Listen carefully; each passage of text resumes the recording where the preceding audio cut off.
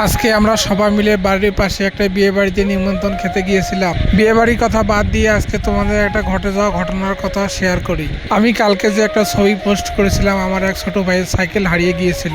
তো এখন কথা হচ্ছে আমরা মানুষকে এখন কিভাবে বিশ্বাস করব।